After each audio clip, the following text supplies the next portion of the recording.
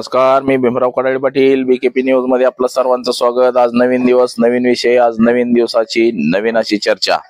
आज चर्चेचा विषय म्हणजे पितृ पंधरवडा संपत आलेला आहे।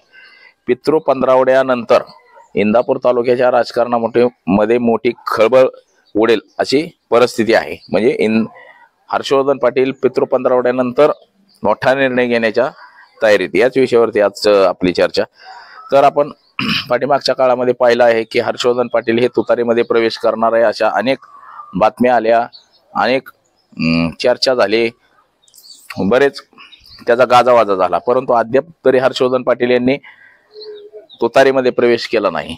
आणि सध्या म्हणजे हर्षवर्धन पाटील यांनी जाहीर केलेलं आहे की पितृ पंधरवड्यानंतर मी मोठा निर्णय घेणार आहे। म्हणजे पितृ पंधरवड्यानंतर हर्षवर्धन पाटील तुतारीमध्ये प्रवेश करण्याची शक्यता निर्माण झालेली आहे।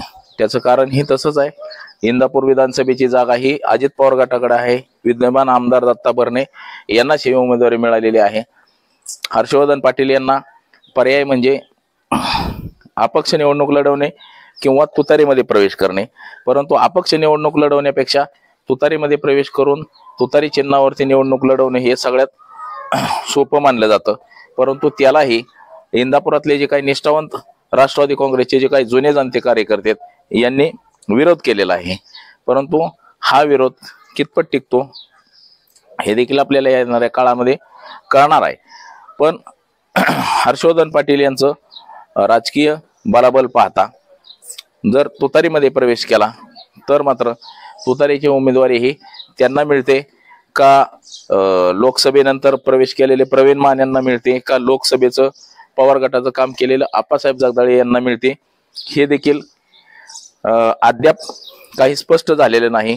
त्यातच पवार साहेब यांनी देखील इंदापूर विधानसभेबाबत म्हणजे जसं कोल्हापूरमध्ये कागल मतदारसंघामध्ये समरजित गाडगे यांना उमेदवारी जाहीर केली हसन मुश्रीफ यांच्या विरोधात, परंतु इंदापूर तालुका हा पूर्ण मागे ठेवलेला आहे। म्हणजे इंदापूर तालुका हा जिंकायचा अशा स्वरूपानेच पवार साहेब यांनी फिल्डिंग लावलेली आहे आणि त्याच्यातूनच त्यांनी अद्याप तरी इंदापूर तालुक्याचा उमेदवार हा जाहीर केलेला नाही। येणाऱ्या काळातच हा उमेदवार जाहीर केला जाईल आणि त्यातच पितृ पंधरवडा संपल्यानंतर देखील हर्षवर्धन पाटील यांचा प्रवेश होऊ शकतो। आणि म्हणजे हर्षवर्धन पाटील किंवा पवार साहेब यांनी जो इंदापूर मतदारसंघ जो उमेदवारी जाहीर करायला जो मागे ठेवलाय त्याचं कारण देखील हेच असू शकतं की अद्याप तरी इंदापूरची उमेदवारी जाहीर केली नाही। जो चांगला सक्षम उमेदवार असेल, निवडून येण्याच्या कॅपॅसिटीतला असेल, कॅपेबल असेल, अशाच उमेदवाराला उमेदवारी द्यायची, या कारणाने देखील हा मतदारसंघ मागे ठेवलेला असू शकतो। या इंदापूर विधानसभा मतदारसंघाचं जर बलाबल पाहिलं तर मराठा समाजाचं मतदान हे सगळ्यात जास्त आहे। म्हणजे 1 लाखाच्या वरती मराठा समाजाचं मतदान आहे, त्या पाठोपाठ धनगर समाजाचं 65 ते 70 हजाराच्या दरम्यान मतदान आहे। त्यानंतर बौद्ध समाजाचं मतदान हे 27,000 आहे, ओबीसी समाजाचं मतदान हे 36,000च्या दरम्यान आहे। आणि जे इतर राहिलेले आहेत एससी मधले काय, एसटी मधले काय, गुजर, मारवाडी, ब्राह्मण हे असे पकडून जवळपास 70 ते 75 हजार मताधिक्य आहे।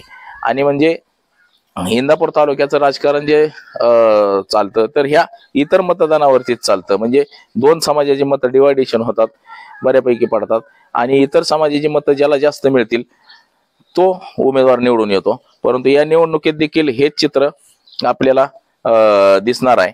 तर येणाऱ्या निवडणुकीमध्ये म्हणजे जी उमेदवारी जाहीर केली जाईल ही उमेदवारी कोणाच्या पाठीमागे किती मतदान आहे, कोण कितपत टिकू शकतो, हेच क्रायटेरिया म्हणजे निवडून येण्याची ज्याच्यात कॅपेबल आहे, कॅपॅसिटी आहे, अशा उमेदवारालाच उमेदवारी जाहीर केली जाते। परंतु ही जरी उमेदवारी जाहीर झाली तरी इंदापूर तालुक्यामध्ये दुरंगी निवडणूक होते का तिरंगी, हे देखील महत्वाचा विषय आहे। दुरंगी झाली तर कोणाला फायदा होईल, तिरंगी झालं तर कोणाला फायदा होईल, हे देखील महत्वाचं आहे। आणि आपल्याला पितृ पंधरवडा म्हणजे आता संपत झालेला आहे।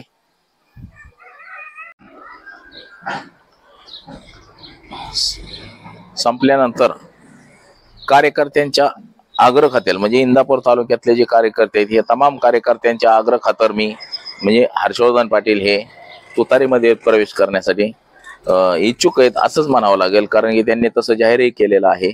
अगोदर कार्यकर्ता महत्वाचा आहे, इंदापूर तालुक्याचा विकास महत्वाचा आहे, त्यानंतर बाकीचं सगळं काय.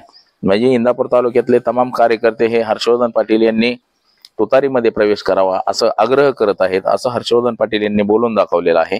त्यामुळे त्यांचा पितृपंधरवडा संपल्यानंतर तुतारीमध्ये प्रवेश होऊ शकतो असं जाहीर करण्यात आलेलं आहे.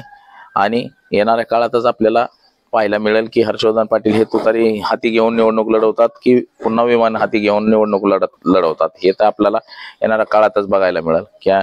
आज एवढंच. कॅमेरामन अनिकेत समी, भीमराव कडाळे पाटील, BKP न्यूज, इंदापूर, पुणे.